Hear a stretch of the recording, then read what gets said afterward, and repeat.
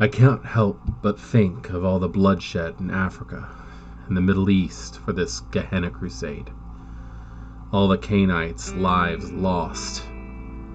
Of how we celebrated the 1 in 20 vampires who returned from conflict with a Methuselah, bloated like a tick on new power. We just forgot the 19 fallen and where their vitae went, who had fed, who or what else the ashes of Methuselah summoned to the surface.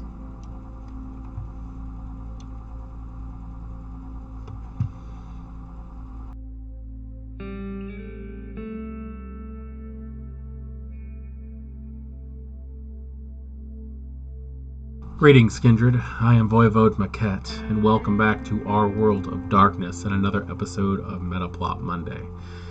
And today we are doing a TLDR on the Gehenna War. Our community member, Steve Winkelberg, asked me to go over what's been going on, and the truth is there's not much, and there's a reason for that. It's because the world is set off of the front lines of the Gehenna War. Now, a lot of people are like, oh, it's in the Middle East. And it's like, well, yes, it is, but it's also in Africa, and it's also in South America, and it's also in the United States, and it's in the UK, and it's in Canada, and it's everywhere. The Gehenna War really is everywhere, but the major front lines is towards the east, and it's implied, at least from what I can tell, that the Gehenna War is actually set around the concept of the idea of the city of Gehenna, the last city. Or at least that could be a metaphor for what we're actually dealing with.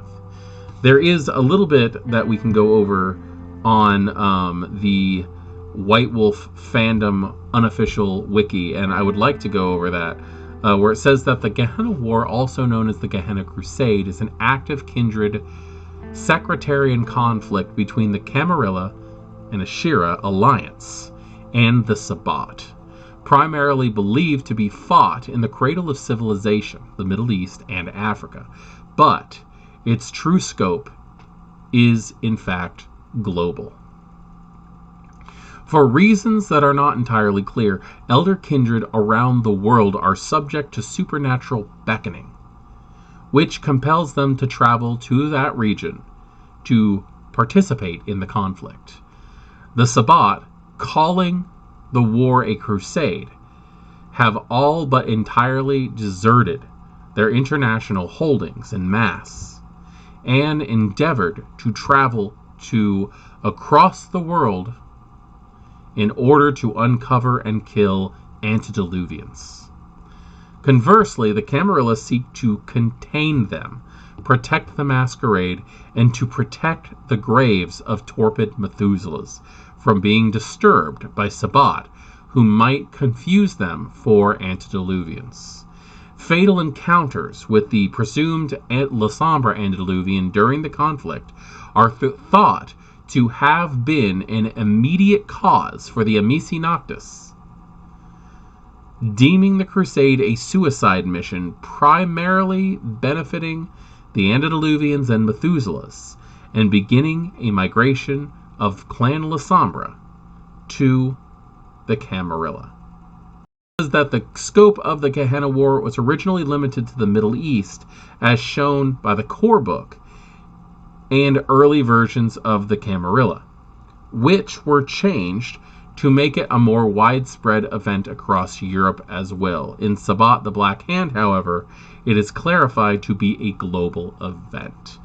So that is what the primary amount of knowledge that we have on this truly is. And I've heard a lot of things back and forth on that. People wondering, why is it that the Hecata don't seem to be handling this?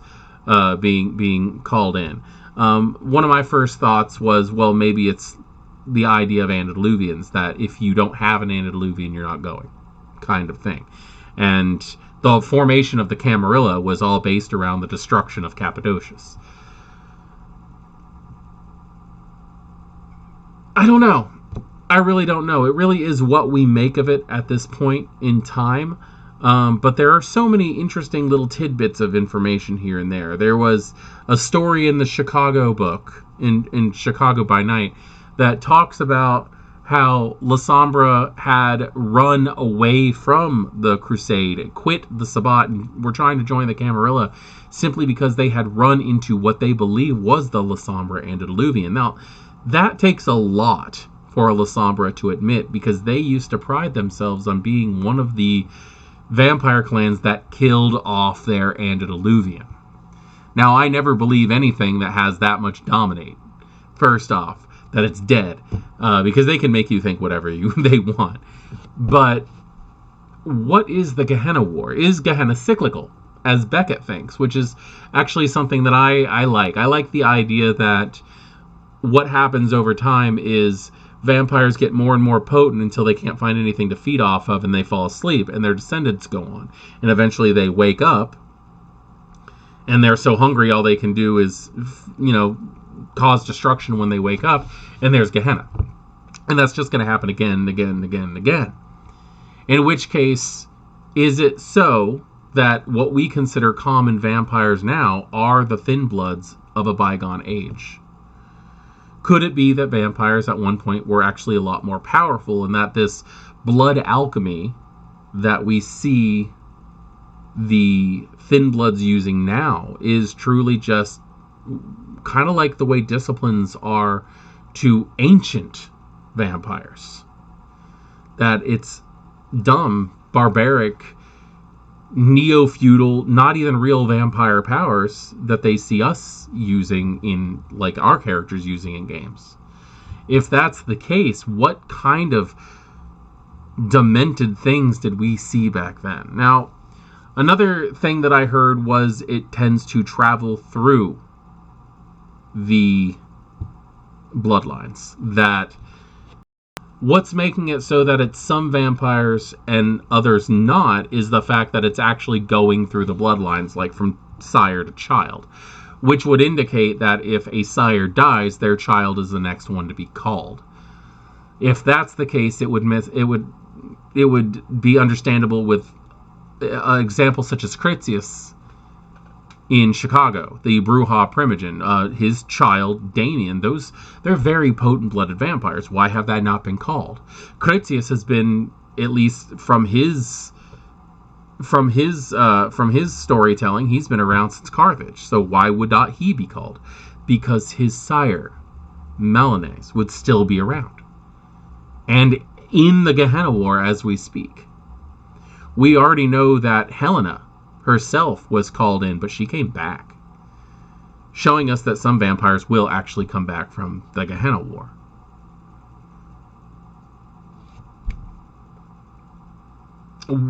Understanding exactly who's going to be called and who's not is just so much of a cluster, and I really do wish we had more information on it, and perhaps when War of Ages comes out, we will have information on it, because not only is that going to be covering what's going on in a rule standard for live action roleplay, it's also a story that is based around the Ashira, from what I understand. Which means we're going to have a book that gives us the rules and practices of kindred who live on the front lines of this Gehenna War. And that I am severely looking forward to. Massively. The Gehenna War, there's just so much. There's so much that you could do. With the Sabbat, a good chunk of the Sabbat just they picked up and left. They're not in the United States anymore. They're not fighting in a lot of European cities. They've all moved east because they're chasing down the Antediluvians and the Methuselahs and whatever Camarillas they can get a hold of, whatever Camarilla elders they can get a hold of. Some of them are not sticking around. And a lot of people I've seen are upset that the La Sombra have turncoated. The La Sombra are survivors. And there just comes a point when you realize that what you're trying to do is not smart. And if they don't think that they can handle their Antediluvian, if they don't believe that they actually killed him, and that he's back, and he's coming after them, and he's hunting them down, where better to hide than in a group of vampires who have spent the last 500 years perfecting the art of hiding? That's really how I see the Lasombra leaving. I really see the Lasombra leaving because the Amici Noctis, the governing faction of the Lasombra, who members of Clan Lasombra proper from the Sabbat and Lasombra Anti-Tribu, who joined the Camarilla, were part of, chose survival over a religion they really didn't truly believe in.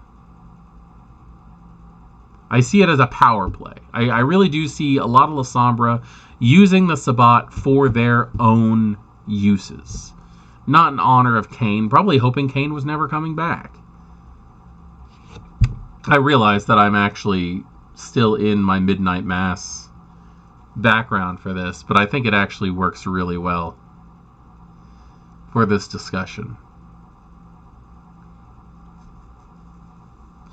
The Tzimisce leaving the Sabbat, I think, has more along the lines of not wanting to give up their name. Because in this new iteration of the Sabbat, they don't do clan names. They consider themselves all anti-tribu. They are anti-clan. So why would they put a clan's name on that? And I just don't see the Tzimisce giving up their heritage. I can definitely see them turning against their elders, but it's their existence. It's who they are. And I don't see them giving it up. Where I could see the Lasombra, if the Lasombra believed that giving up their clan's name and everything would work for them, I don't think that they would hold on to it as strongly as the Tzimisce would. But I do see the Tzimisce are not going to give up what they've been calling themselves for so long. I always do believe that there could be a handful of each of these groups that stick with the Sabbat and just go, well, we're here to do what we're always doing. But the ones who were in charge are not going to go anywhere. Like mentally, they're not going to go anywhere. They're not going to give up who they are to appease some faction that's run by panders, by caitiff, by clanless. I don't see that happening. I love the way the Sabbat is now because it's so much scarier. And as much as I love the way the Sabbat was in earlier editions, but like after first edition Vampire, the Sabbat just became Camarilla Dark. It was all factions and inner cults and who was in charge of who. And I mean, just look at what we had. We had like the Sabbat. We had the Black Hand. We had like different weird little internal cults of personality built around saints and things like that. It was just something that, where it was fun to play, it's not something that really had the same horror element that the Sabbat had before. And I think that bringing in this Gehenna War so that the Sabbat just decide it's time to cut ties with antediluvian labels. It's time to stop using our human names. It's time to stop acting like the Camarilla, holding cities. They gave up everything because they are latching on to the Sabbat ideals. That vampires should be able to do whatever the hell they want. Roam the cities, roam the world, domineering and eating everything that they feel right about doing, and destroying the antediluvians and their puppets.